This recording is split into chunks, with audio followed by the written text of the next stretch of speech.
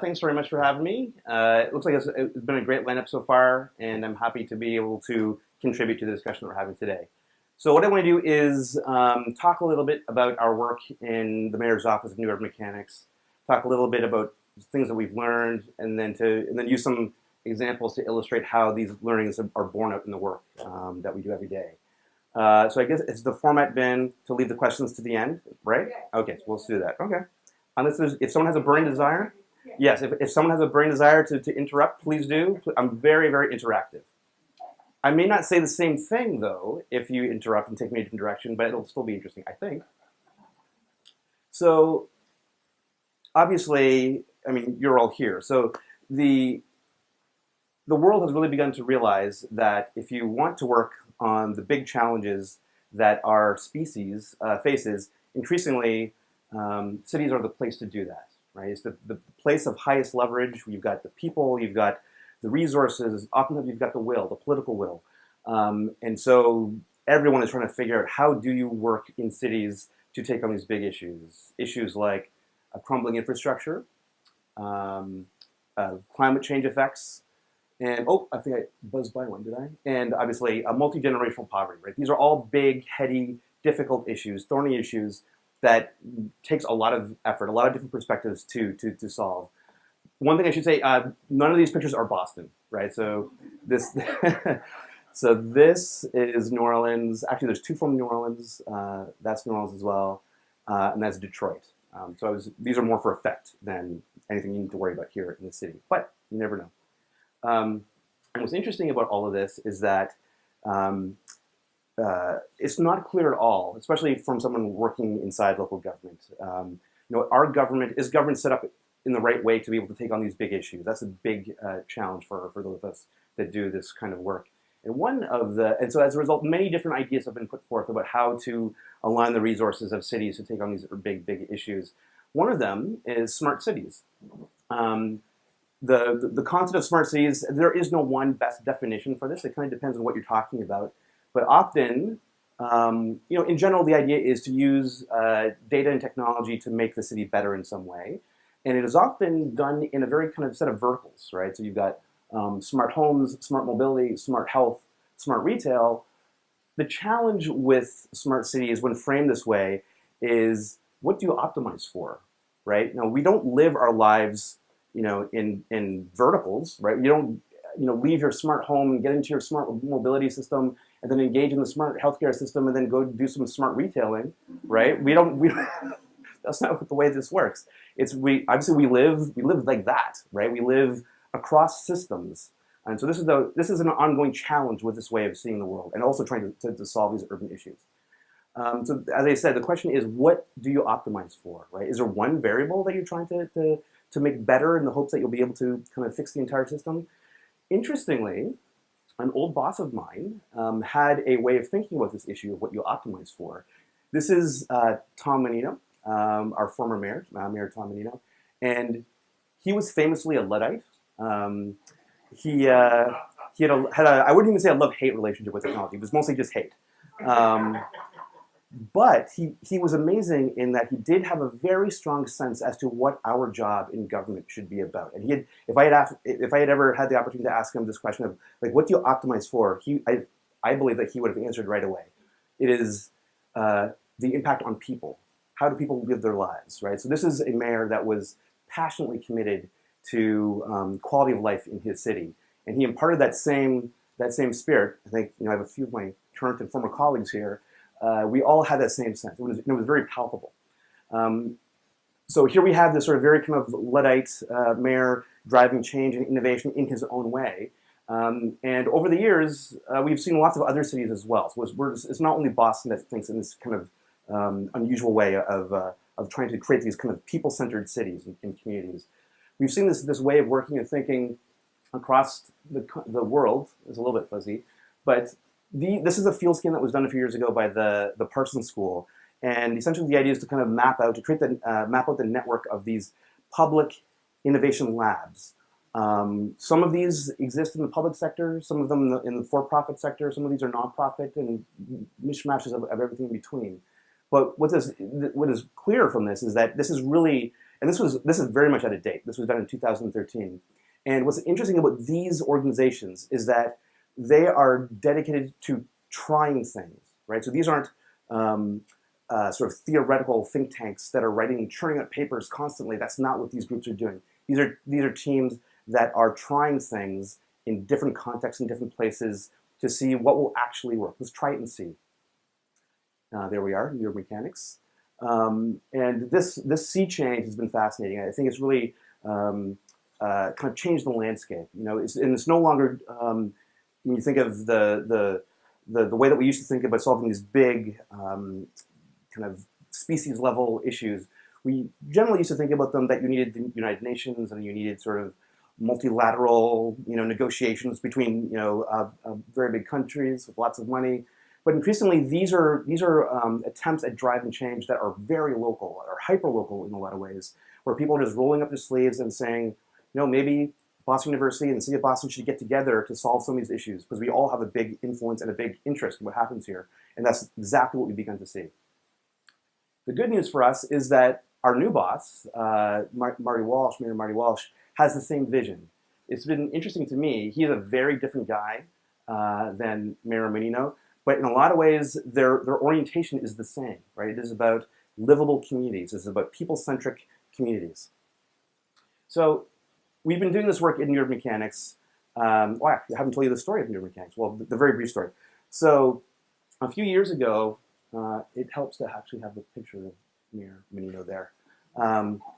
A few years ago, so he was mayor for 20 years, mayor for life. And so as he was going into his last term in office, from my perspective, he saw this interesting moment, right, where he was a much loved mayor, right? There was some crazy statistic that was often quoted about how many people in Boston he'd actually met. It was a huge proportion.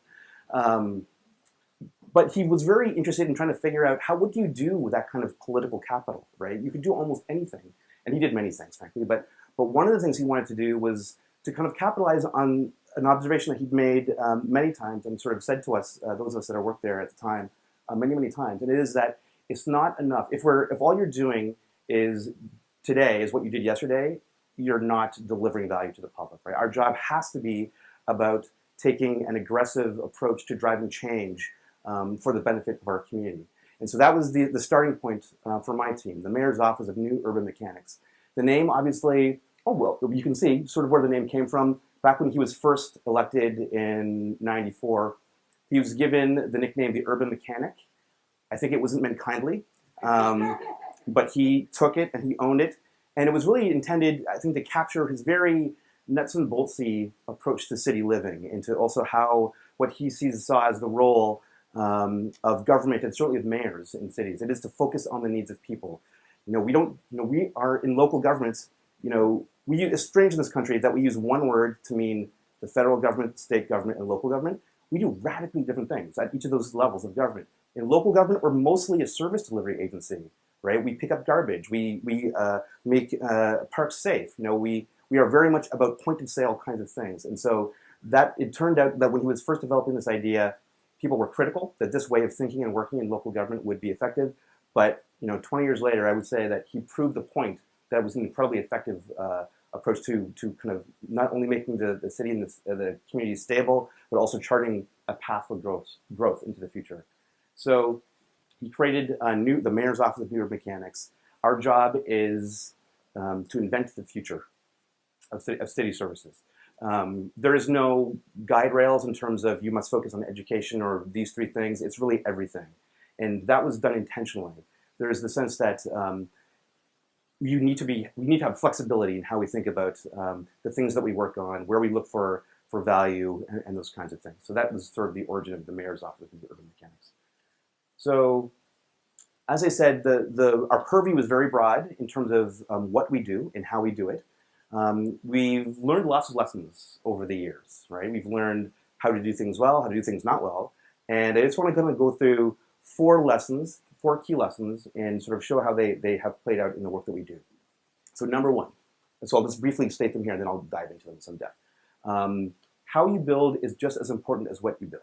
Now, depending on where you've worked and the kinds of experiences that you've had, this may or may not be obvious to you, But for those of us that have worked in and around government for any amount of time, this is very different than what we often do, right? Oftentimes in government, there's a sense that the world is filled with nails to our hammer, right? So we have one way, or a very small number of ways of doing anything. And so what we're trying to move into is a world in which process is important to capture, that the way in which you consult with the public or the way that you pull them into any solution that you're trying to deploy is just as important as the thing itself, right? If we were going to try to get people to use this new gadget, whatever this is, that we think will make life better, it is not enough for us to cook it up in secret behind closed doors and then spring it on people. We need to engage people in a discussion of whatever this thing is. And so that's really what number one is all about. Number two, I've already kind of set the stage for this one, building the things that people actually want. We often get trapped in government into building the things that we know how to build, right? The nail that I was talking about.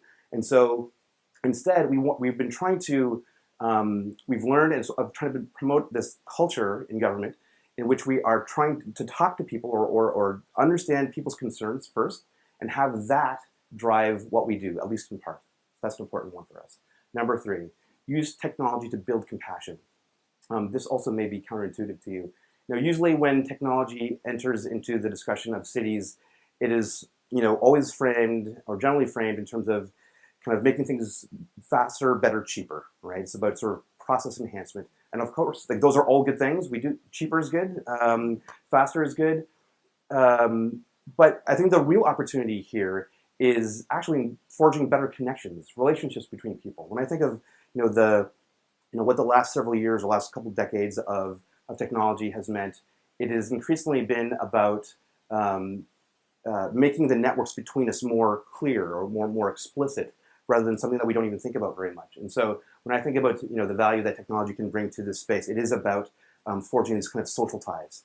And then lastly, be prepared to challenge people's instincts. This is very much a reference to the idea, and I think I heard some people talking about this just as I was getting here, this notion that frequently, if we're trying to drive change or encourage change or enable change in communities, whether that community is local government or in a community in the city, that we frequently have to find ways to stretch people's instincts in terms of what is possible. Like, the art of the possible is really the rate limiter in terms of the kinds of things that we want to encourage in terms of whether it's innovation or new kinds of practices and so on. So I'll dive into that a little bit. How you build is just as important as what you build. So if you've studied or taken a course on innovation or read any books on innovation, you've seen these kinds of things. These are these innovation funnels, like IDEO does these and so on. But this is ours, so this is definitely the best one. And essentially, it's a three-step concept of how we should be doing our work. The idea is to explore, experiment, and to evaluate. The thinking here is that, and this is something that I'll mention a couple different times, that one of the big missing pieces in local government is the ability to experiment, right? So we really lack the ability frequently to try things and to see what the results were and then have that drive what we do next, right? We often end up, aside from, or by not taking an experimental view, we focus a lot on strategic planning. Obviously, strategy is critical as well, but that can't be the only thing that we do, because there will likely be very untested elements of the plan that we need to find out for sure that people will respond in the way that we hope. And so this three-stage process encapsulates the way that we do our work. The one thing I'll say is it's not a strict, rigid procedure, right? We don't, from January to March engage in exploration, and then for the summer we do experimentation and so on. It's more of a conceptual model to encapsulate how we think. So on the front end, on the explore phase, this is myself and the team talking to people, right? Going to community meetings, finding ways to understand what is of concern to the public. It's talking to startups and talking to university researchers. It's really trying to get out there and understand what are the challenges and opportunities that we have in our city to make things better and to take on big challenges. And what we're looking for in all those different conversations, there's kind of three things that we're looking for. We're looking for ideas that have the potential for impact, right? So, this is something that we should do more of in government. We often forget to do this, to ensure that what we're doing in some way has the potential for impact, right? That it's not only a program that we're rolling out for the sake of rolling out a program to be seen to do that. And sometimes that's necessary, but at the same time, it has to actually have the potential to make someone's life better. That's point number one. Point number two is we're looking for ideas that can actually be tested, right? There's lots of potentially good ideas in the world that are very expensive and that are very difficult to kind of turn into something you can try at a smaller scale. Other people can do those things. That's their job. Our job is to do the prototype. We're the experimentalists. So that's number two. Number three, the third criteria that we look at when we're considering potential ideas or challenges to work on is the potential for scale, right? So and that's a tricky one, right? Because not all good things need to scale, right? We're not Google, right? But we are, when we look at the range of things that we're working on, we think of them very much as a portfolio. A good chunk of those should be scalable. That's the thinking.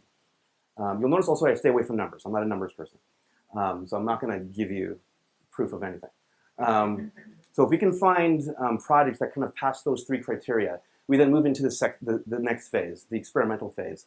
And that's really our secret sauce in a lot of ways, as I was saying. This is really what is at the heart of what we do, those two things, being people-centered and being experimental, number two. And so when we usually call these things prototypes or experiments, and they are very literally that, right? There's some potentially good idea that we think that we want to work on and we want to test it.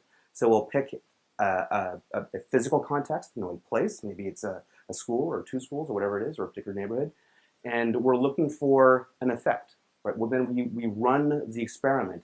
And obviously we're working in deep collaboration with the folks that live there or that are part of that physical system, trying, it's kind of vaguely linear here, but as you can guess, it's a very non-linear process, right? We're kind of trying whatever we can to make this thing work, to see if there's any effect that we can see in the experiment.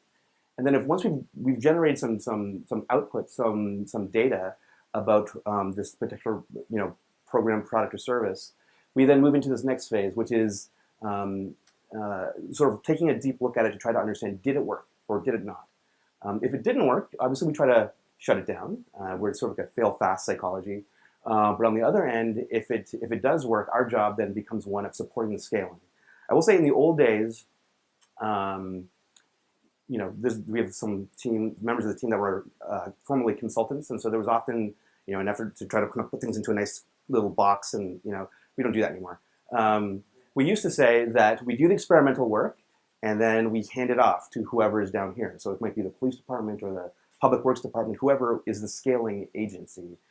That doesn't work, right? They already have jobs, right? Their jobs are putting out fires or plowing snow and so on. So we realized realistically that we have to support that, right? So we have to roll up our sleeves and help them figure out the budget. Where's the money going to come from? How do you train people? How do you deal with the unions? All those things. We take those things on, and then we work with them to make that happen.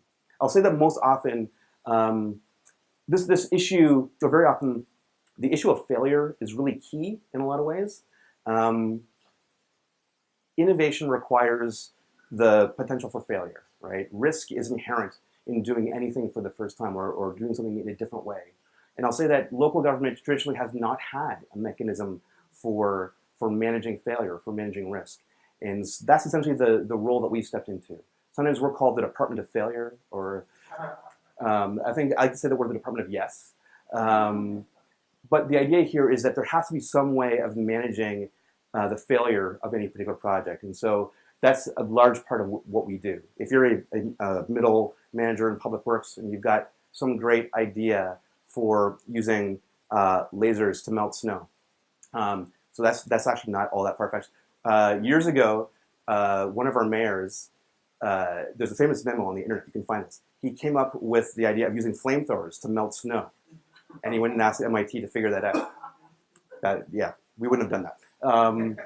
But if you've got this idea, and presumably you don't have a lot of extra money in your department for testing crazy ideas, so usually that would mean that the idea would just die on the vine. But instead, the idea is, the concept is that you can come to us in neuromechanics, and we will do a shift in the ownership of the project, right?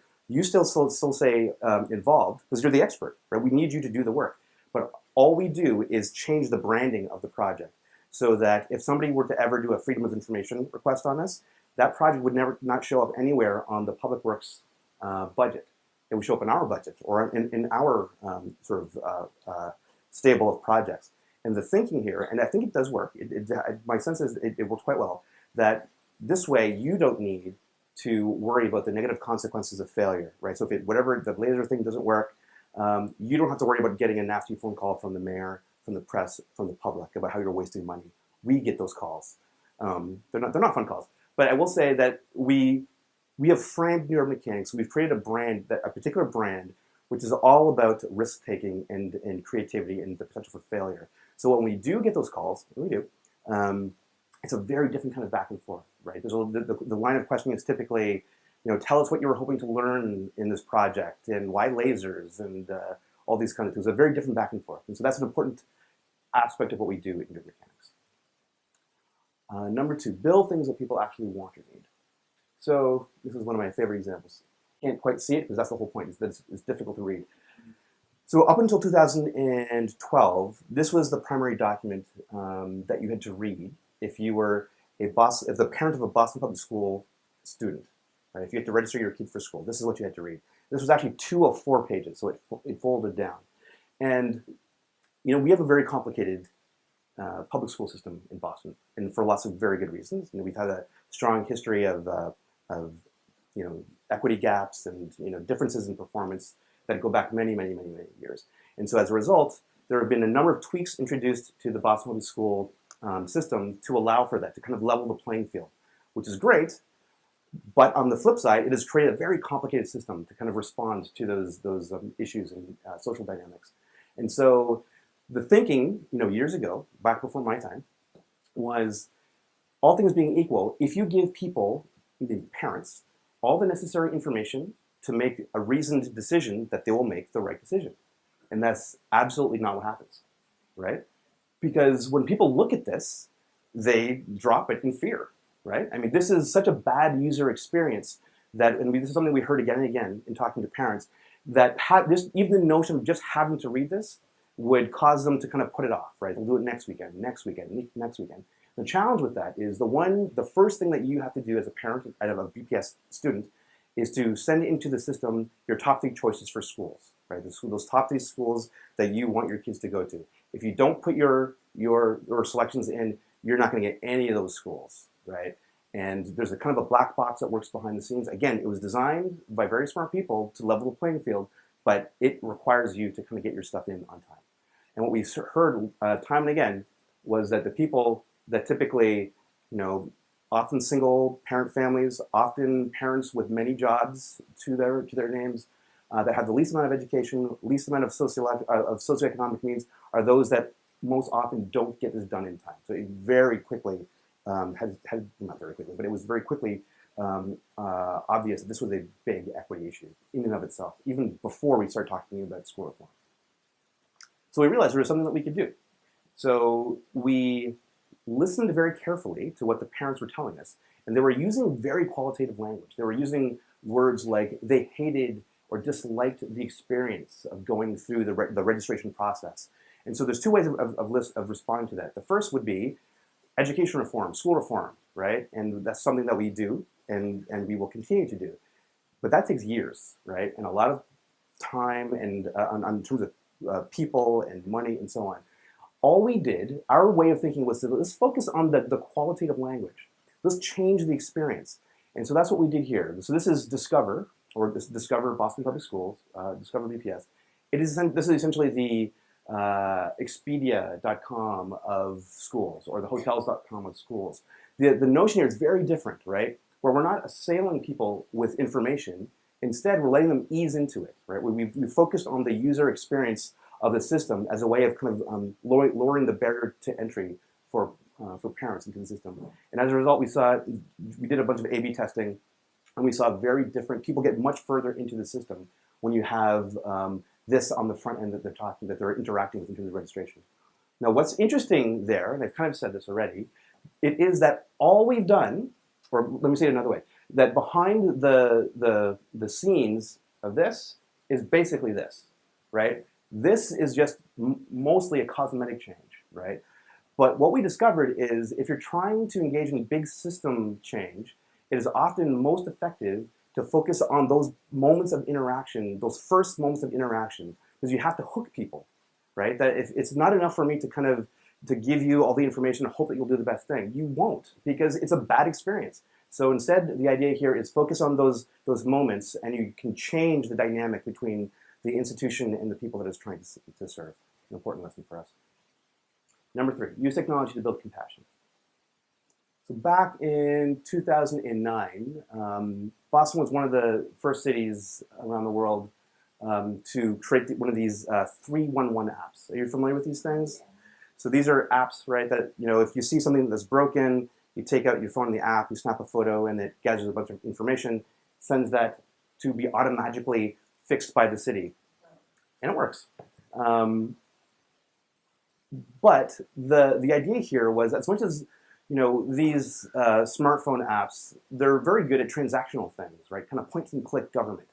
And while that's interesting in and of itself, the goal, again, that's kind of permeates all of our work, is about human relationships, a more relational approach to thinking about the public and the public sector. So we realized that if this is going to be a hit, and no one thought it was going to be a hit, other than us, but we got negative feedback from the press and from the private sector, because if you're a private sector person, you look at this and you say, why would you build this yourself? Just ask us to build it. And while we did take a look at some of the products that were on the market then, they were crap, right? Because these big companies really didn't understand what happens in cities. And my job is not ultimately just to save money. I mean, if we were going to save money, we would close schools, right? We wouldn't be looking at new services to open. So it's more complicated in terms of what the job is. And certainly the mayor sort of reinforced that for us. And so we realized that if this is going to work, we need to think differently about it, right? This can't just be a one-and-done kind of project. We have to actually see it as a platform for experimentation. It needs to evolve over time. And so that's what we did. So there's sort of the original version, and then we sort of treated it differently, right? We watched how people used it, and we listened to what they said to us. And as a result, you know, our users, namely the public, gave us lots of interesting ideas. Some of them were not good ideas, but many of them were very good ideas. And so as a result, we started taking some of those ideas, those features, and trying out different versions and experimental versions of the app. We tried, what do you call these things again? QR codes. Americans hate QR codes, right? Everyone else in the world seems to be okay with them, but Americans hate them. We tried text. It generally worked, but it was a little bit too long of a conversation, right? Sort of a back and forth. One of my favorite stories up there was in the first 6 or 7 months of the app being live, and we did a bunch of beta testing. Almost 60%, no more than 60%, almost 70% of the total number of service requests. So each time you report something into us, that's called a service request. 70% of those were coming from 2 people. And it was actually really easy to tell who they were, because you were one of them, very good. The vast majority of them, unless you're working in public works at the time, the vast majority of these service requests were basically coming in one of the public works districts that we have, that we separate the city up into. So either this was someone that knows way too much about city operations, or this is a city operations person. And so we went down to that district yard to ask, you know, what's going on here. And what we heard was that the current, prior to the app, prior to Citizens Connect, which is the app's name at that time, the state of the art was you as a public works person, you show up for work, they hand you a paper map, a truck full of asphalt, or whatever it is that you're going to fix, and a paper list of the things that you had to kind of fix for that day. So your job was to look at the map, look at the paper list, and eyeball it to figure out where you go, right? That's not very efficient. I mean, you can do better than that. And so what they were using the app for, these 2 people, they were using the app, so that the Citizens Connect ran on their phone, obviously, and it gave them a digital map, Google Maps, and so they could see sort of the most effective ways to kind of get from point A to point B and to do their work. What it didn't do for them was, you know, it didn't allow them to kind of close that work ticket into a report that they had done the work. And so we realized that's an opportunity for us. And so we built a version of the app called City Worker, just for those people, and it's been running for many years now. and it allowed them to kind of complete the story, right? So, they get assigned a certain number of service requests, they fix it, they snap a photo that has been closed, and I'll tell you a little bit about the story in a second, but I'll say that these two apps, so Citizens Connect, which is directed to the public, and City Worker, which is directed to city workers, have really been revolutionary in a very quiet way in terms of reinventing the way that we're able to collaborate and communicate with one another. This, about 1 in 6 people in Boston have downloaded the app at this point. They don't always use it, but that's a very good base to start from. Pretty much all of our front line service people are using City Worker. So now we've got this incredible moment where we've taken two populations that really didn't like to work together very much. We've taken a group of people here that are kind of famous or have been famous for not wanting to use technology, where these are people with hard hats and trucks and big dirty gloves and whatever. And we've got them using a piece of technology, and they use it because it's elegant, because it's designed to work the way in which they need it to, rather than the reverse.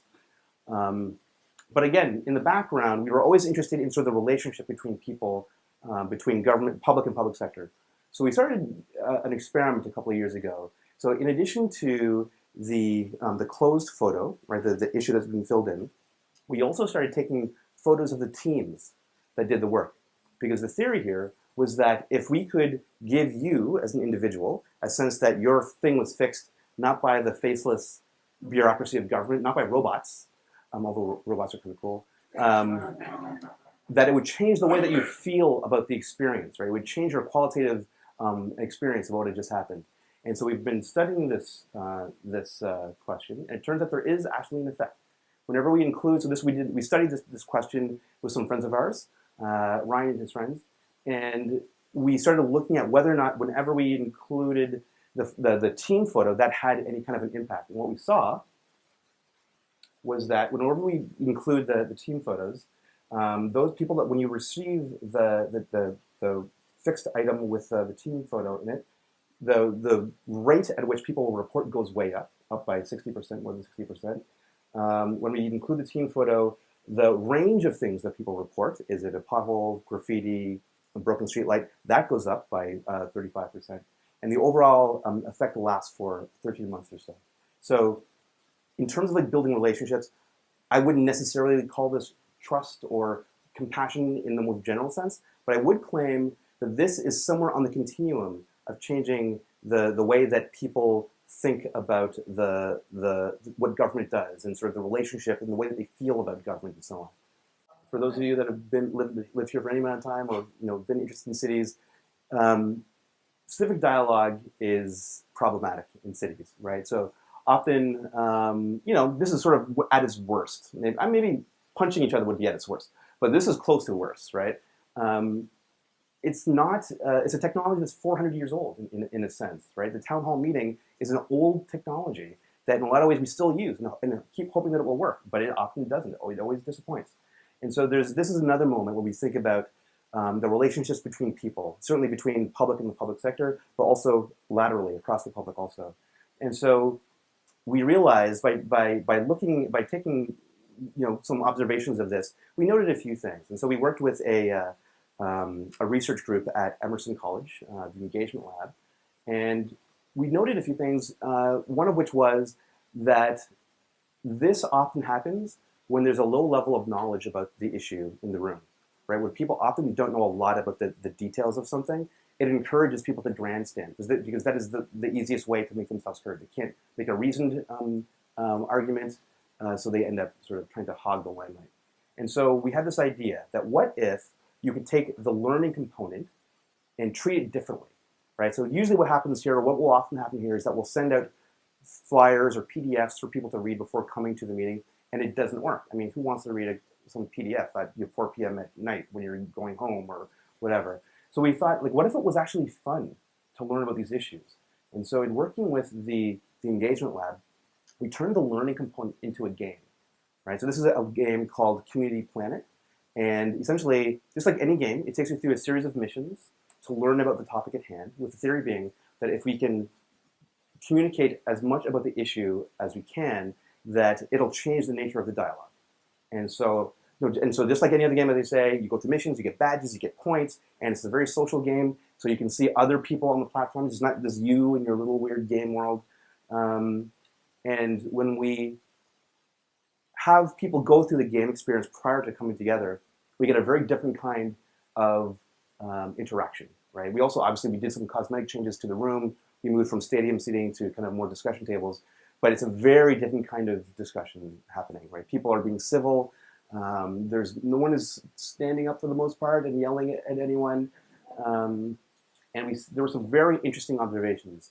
And so one of the things that we saw was that when you change the nature of these moments and sort of change the way in which people are expected to interact with one another, different people get involved. So this is a 16-year-old, and he's talking to a table filled with adults, right? And as you can see, they're actually listening to him. And so what's happening here in general is that he's gone through the game. He knows what he's talking about. He's making great points. And the adults are trying to demonstrate good behavior, I think, in terms of how they listen to this young person. This is not something that you usually see in the community meeting, having young people there. And so I think that there's a lot to be explored about how do you kind of engage with this kind of stuff. The last one I'll talk about, be prepared to challenge people's instincts. So Boston is not getting less populous, right? We're not losing people, as people often tell us. We're getting a lot of people moving to Boston, and the challenge of that is, unless the politics change, we start annexing other cities. We're not going to go outwards, right? We have other cities in a river that bound us. For much of the city, we can't go up, right? There's sort of height restrictions in many places, and so that means we're only going to grow internally, infill, right? Density. The challenge with that is, for most Bostonians, density is a bad word, right? Because it's often seen as equivalent to a reduction in quality of life, right? Because Bostonians are like Americans everywhere, bigger is better, right? So having a smaller square footprint home is generally seen as a step backwards in time. But at the same time, in the rest of the world, there are these movements, the tiny house movement, right? There's many different approaches to thinking about how you can make small beautiful in terms of living. And so this instinct that people have that density is a bad word stands in the way of us having any kind of reasonable discussion, or any kind of discussion for that matter, around the future of Boston. It stops in that sort of yelling behavior that we saw. So we realized that rather than if you want to try to have kind of changes or tweak the way that Bostonians think about this, we actually have to use a different approach. It can't be about using numbers to kind of convince them. It has to be about understanding their instincts and appealing to their instincts, or changing their instincts, really. So what we did was we built a tiny house called the Urban Housing Unit, and the hope was that we would drive this around the city and let people walk into it, get a feel for it, understand, wow, small does not have to mean worse or a step backwards. It could actually be better, better designed spaces. And so we built this last year with some friends, and we started driving around. Obviously in fair weather and in foul weather. This was not fun. But the idea was to show people the nature of the space, what it looked like, what it felt like to be in there. And we would have discussions with people about, could you see yourself living here? Could you see your parents living here? It gave them a very different intuitive place about how to have that discussion. And so, again, I won't claim or make up numbers as far as how this has changed the world. I will say that qualitatively, and in terms of the feedback that we get back from different community meetings, for communities that have gone through the experience of being in the urban housing unit, it has changed the discussion. I think there's a lot more to do with this work about using a more intuitive sense about how to let people understand the future, but it is definitely having an effect. And the last thing I'll mention, I started out talking a little bit about smart cities, and for every good smart city idea, I see like 80 bad ones. And so we decided the team, there's 13 of us on the team now, and we were all having these experiences, and we were all kind of saying the same things, giving the same kind of feedback to the vendors again and again. So we realized that we should be writing it down. And so we wrote this playbook, and it's sort of a snarky kind of response to these products, right? Stop sending us salespeople, solve real problems. Platforms make us go. For those of you that haven't been around this, it may seem a little bit opaque and unusual, but Cisco, IBM, all these big companies, they always want to sell you a platform. I don't know what that is. So the one thing I do want to kind of leave you with here, though, is in general, when looking at these different technologies, point number 2 there, solve real problems for real people. I will say that we are still in the world where these companies, these big companies, are solving largely fictitious problems, right? And the value add is also largely fictitious. And so when we're considering the technology and sort of as it's being used for urban issues, I think it's actually very easy in a lot of ways to kind of cut through the nonsense, through the noise. It is to kind of focus on those real issues that impact real people's lives and use that as the starting point for any kind of discussion about technology or innovation or what have you. So that's the last thing I have to say. Thank you.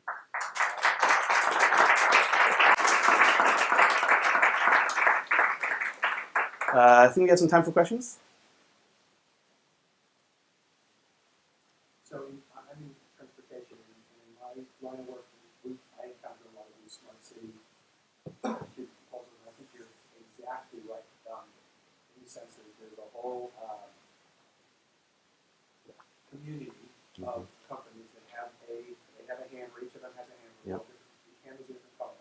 Yep. Whatever. Yep. And they want to sell you that. And I think one of the things that's off-putting with a couple of them, there's many things. They tend to have this vision of automating the city. Mm-hmm. It's always very top down. They always give you a picture of the control room. Yes. Yeah. People, I've seen people in jumpsuits. Yeah. And so it's this very cybernetic type of approach. And I think, in addition to the fact that they're often, I think you're right, often purporting to solve problems that don't necessarily affect real people in real ways, there's this other element of it being Yeah, it is. It's very like futurism. It's a very old school sense of right. And everything, and then it will all sort of magically take care of itself. Right. And one of the things that paradigm leaves out is that it's not really about the technology and the automation. It's about the values and the politics and talking to people. Yeah. And when you put all the technology first and you ignore all the human part of it, it's really just My experience has been like, technology has politics, right? The way that they're designed, the way that they're built. Some kind of technologies reinforce top-down hierarchies, some sort of cede power to the edges. And so I think we're not used to thinking about technology, however you define technology, in that way.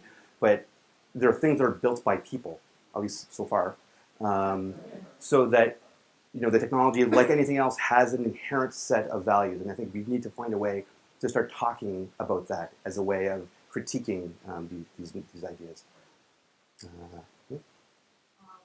What tools do you put in the toolbox now? Now that we have this administration that's holding,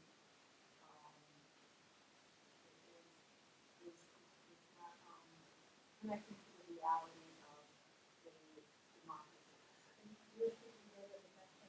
Exactly. Yeah, I assume that you weren't talking about about my administration. No, I got it. I got it. Yeah. We're just clarifying. But I'm glad. Yes. No, it's a great point. And so I think the one thing that we begin talking about seriously as we go back and forth with the mayor, the election highlighted some gaps in our society, right? Important gaps. That there are groups of people that are not talking to each other at all, right? And there are sort of groups of people out there that we're technically all Americans, but not really. There's almost nothing in common in terms of the way that what we're talking about. And so I think that that's an important consideration, right? The new approaches and thinking as it relates to communication, civic dialogue. These are things that are barely concepts anymore. I think we have to revisit. That there needs to be a more active, again, this is my take, a more active attempt to have these difficult discussions, right? I mean, as blue as Massachusetts is, as soon as you leave Boston, it gets a lot redder, and so we can't even talk about that in our own state, let alone between, the East Coast and the center of the city, of the country. And so I think that that's a consideration.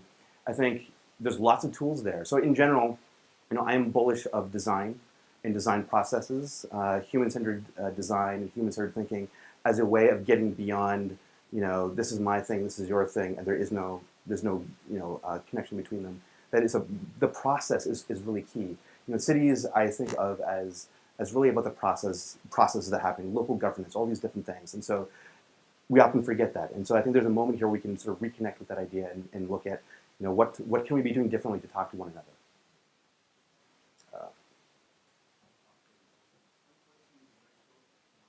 The answer may not be short.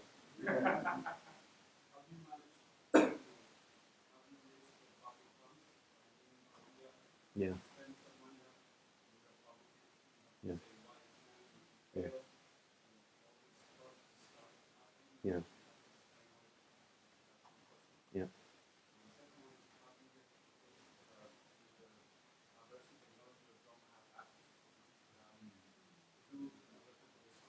Yeah.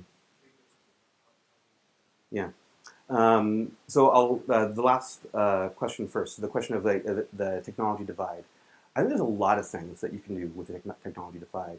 The one thing I didn't say about like the game that we were getting people involved in, that wasn't something that you did online separately at your home, right? We actually did. We worked with a few of the universities, with Harvard and Northeastern, to get people to come into computer labs so they didn't have to own a computer. They could come into a lab to experience and also have the process facilitated for them, right? So there were people helping them interact with the computer. So there was no expectation that you're doing this at home by yourself. There was an earlier version of Community Planet in which we were actually using the young people in the community. It was called Hub2, obscure name. But we were using young people in the community as the digital Sherpas, right? For people that felt uncomfortable touching the computer, this 16-year-old, very well-trained 16-year-old would show up and would help you interact with something.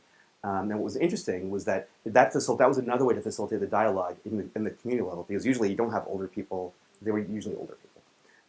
And the young people sort of talking these issues directly. But that's exactly what we had happening in those moments. And so there are definitely ways. I think it is I think it's important. The psychology in which you use the technology is important, right?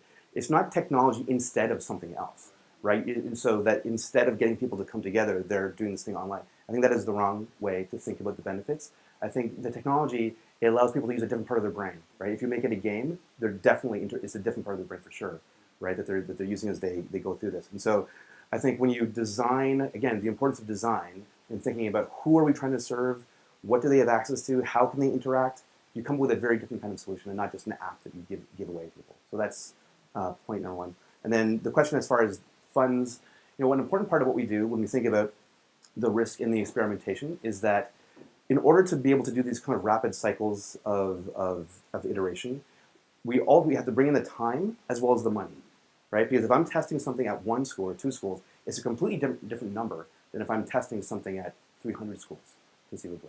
And so what happens is the money that we spend is much smaller, and so if it doesn't work for some reason, the way that we think about failure, this work is all about learning something, right? We're learning about a better way to use technologies to educate young people, whatever it is. And if it didn't work out the way that we thought, we've learned something about what not to do, right? And so in that way, we reframe the nature of failure. So it's not just about wasting public dollars, but first of all, they're coming at a much smaller number. So it's not $100,000; it's $2,000, and we've learned something, even if that thing didn't work. And so those aren't solutions to that question, but I think they do go a long way, sort of changing the nature of the conversation between the public and the public sector. Mm-hmm. Yep. So there's someone with you? Yep. I wanted to compliment your office and the city on 311. I've been reporting issues in the city of Boston for a decade or more, and it's been very interesting to see the progression, evolution of the technology, how to be more user-friendly, and I think it's a really important tool for building trust in government because, instead of people just complaining and saying the government's not doing anything, last night on my bike ride home, I saw a huge pothole in Southie. I got home, I reported on 311.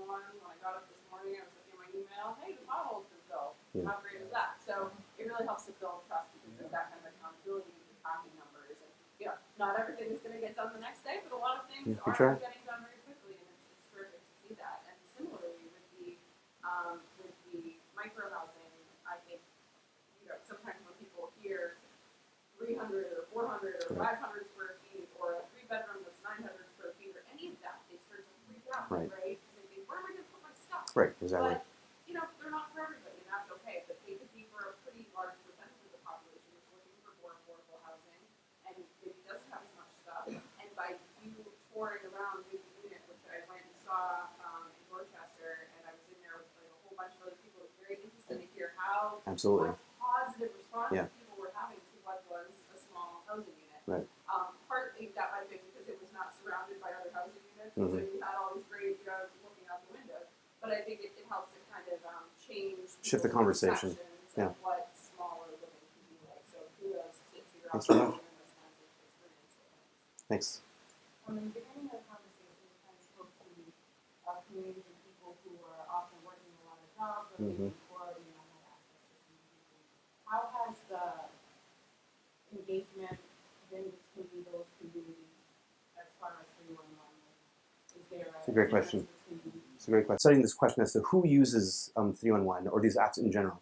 And what we've seen, far and away, the best indicator of who will use 311 is homeownership, right? So there's lots of theories as to why. The starting point theory is that the idea of stake, right? The idea that if a person has greater stake in the community, they're more likely to want to do something to fix it. That's not science. That's mostly a guess. I think we are still trying to work through that to understand. We know that we don't do a great job of non-English speakers. The app is sort of strongest in English. That's a big problem. We've always known that. It's been a fascinating kind of learning experience in general. We don't get a lot of younger people using it, mostly because there is no interest. Again, it's something that we're trying to study to understand. Everyone assumed, and we got critiqued heavily when we first launched Citizens Connect, that that we were just appealing to the digital haves, right? And especially young people in college. As far as we can tell, almost no young people in college uses. Are there any 311 users aside from? Okay, we'll go. Yes. Well, okay. The people that. So we generally do. So you guys maybe are a hyperactive group, but we generally score pretty low in college student territory. But so it is something that an ongoing concern to understand how people use the technology, not just this technology, but any technology for civic behavior.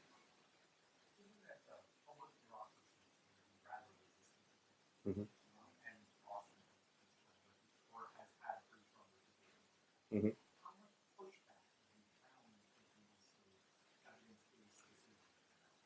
It's a very good question. So I'll say that again, although Mayor Menino was sort of famous for being set in his ways, both he and Mayor Walsh have both made very public statements about the importance of change and innovation. They might use euphemistic terms, but they're basically saying that we have to innovate. And so the important distinction was that they started leaning on people to do that, right? So people were being asked about, through like their budgeting process or whatever it is, how they are trying to change and improve the quality of service and so on. Some departments were able to do this. Very few, but a few.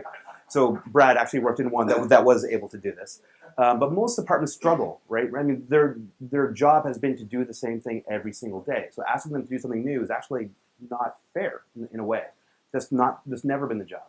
So what we found was that those departments would often call us, right? So the advantage that we had when we started Neuromechanics, it was started by myself and a pal of mine, and we'd already worked there for a couple of years, and so people had a sense as to who we were, and so we weren't seen as threatening, I hope, but instead as we're allies in their efforts to try to change things. And so they would call us, we would help out, help make things a little bit better, and then we would slowly, incrementally change the culture over time. So I would say, it actually has been pretty easy to do the work in a general sense. Everyone wants to, I would, in my experience in local government, people want to do a good job, right? Even the toughest nuts out there, people want to be seen and to actually do a good job. The challenge has been we've never really given them the tools, or enough tools to say, to make that happen. And so our focus, a big part of our focus has been to try to do that, make it easier for people to want to do this work. Another way of thinking about this is however you define innovation in government, whatever you think that is, that's new work, right? That's new work for you if you're a middle manager. So you have to be willing to take on more than your day job to do these things. And so it's not enough to say you need to be more innovative. You need to actually provide you with some resources to make that happen. That's basically been our approach. Just get back to your discussion about defendants. Yeah. Are any of them having any success with these more efficient? Yeah. So certainly some of the technologies it kind of depends on what you're trying to measure, right? In terms of efficiency or speed, some of these things absolutely do have an impact. Better designed websites, right? They can improve the way in which people get permits and different things, right? So those are absolutely true. The challenge, and we should be doing those things. I think the challenge is the claims that are being made there are definitely overblown, right? Because they center on the idea of like saving money, and so that's a small part, at least in our city, right? Maybe in other cities that's the dominant sort of mode of operation, and it probably is in many cities, maybe in the middle of the country. But for us, it's really about the improvement or the quality of services themselves. And most of these big companies have very little experience sort of deploying high value services. Smaller companies, they live and die by that, right? I mean, that's how the apps were born. And so I think that there's now sort of a healthy competition happening between these larger companies and these smaller companies, and there's acquisitions happening and so on. But there is even IBM has begun to hire designers and kind of train people in these other ways of working. But they're still struggling. Yeah. Yep. Oh, thanks. Thank you.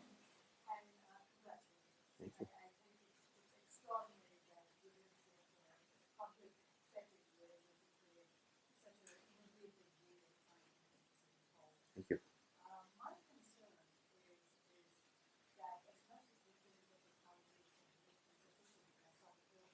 Yeah. Yeah.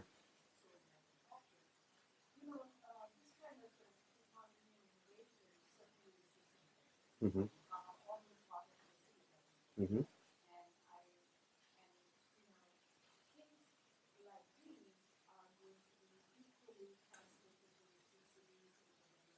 Mm-hmm. Yep.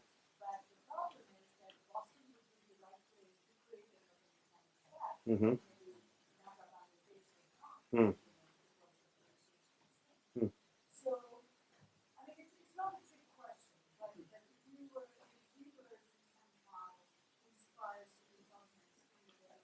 Yeah. Yeah.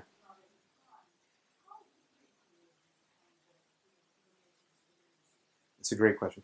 And I would tend to disagree with you that this could only happen in a city like Boston.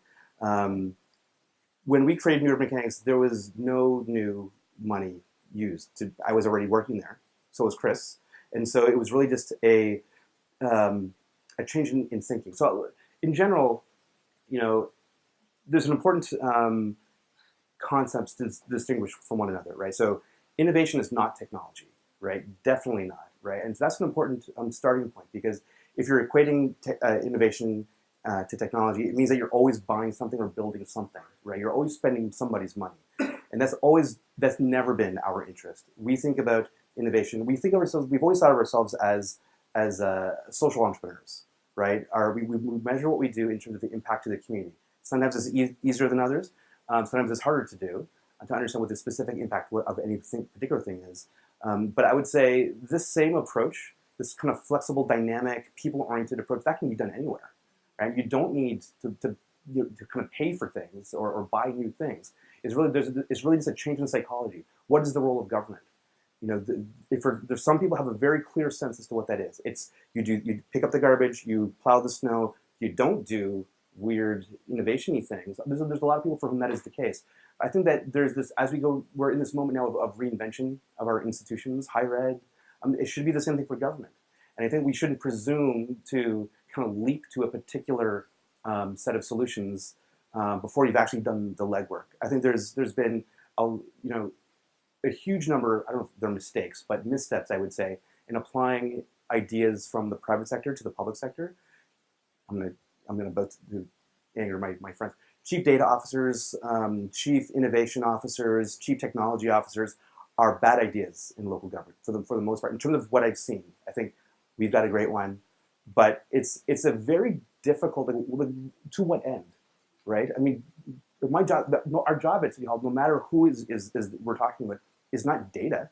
It's always about people, right? So my concern about, and now in LA they want to create like a chief design officer. I love design, but the challenge is like, to what end, right? And so that's the challenge with all these ideas. It's not clear what the orientation should be. Is it about making my job easier at City Hall? Mayor Medina would say absolutely not. No, it's about serving the public. And so I think that there's like the values. This is something that so Brad and I are old friends. Catherine and I are old friends, wherever she is. We end up, and Brian, we end up talking.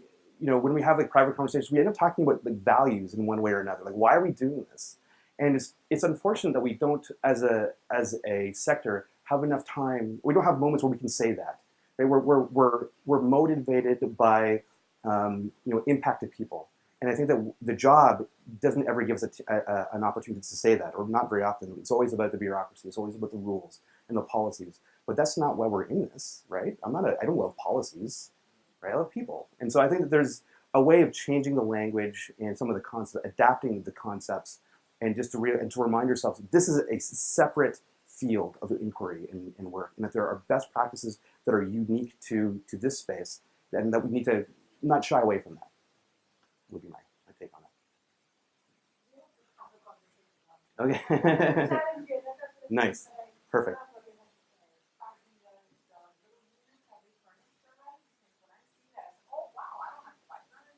Yeah. Yeah. That needs to be made clearer. Yeah. Yeah. Yeah. Yes, I agree. Yeah. I agree. I mean, setting people's expectations appropriately is absolutely key, and sometimes we do it better than others. So we've on that issue, we're always trying to learn about how to do this more effectively. But I would say, by and large, I think people seem to have gotten the idea that this is, we're not promising that we're going to build these specific things, but that this way of thinking and working is something that we're trying to encourage in the city. Does that make sense?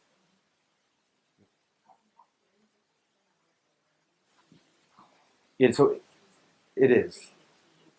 Yeah, so the game and the process is something that the engagement lab at Emerson has been, and so it's blown up since we started the project a few years ago. So they've been in Bhutan and Romania, and they're all over the world doing this. And it's the same basic idea that you can take a thorny civic issue, pull it apart a little bit, and kind of create a learning experience for people, and then have that kind of culminate in in-person meetings. Was how long do you keep an individual person or a cohort of people in through the process, right? So like if you've got 5 meetings, how many meetings does a person go through? And they had a big effect, I think there was a report that they did a few years ago, sort of charting the number of people that stayed involved in the entire process. And it's very, very impressive numbers compared to like very, very low numbers in the conventional process. But I would say they've definitely done work in trying to understand how you get the word out to people more broadly. I will say though, there is no you basically have to do better community outreach is what it boils down to. So we have a lot of questions, but I think that we are all very inspired. Thank you So much. Thank you.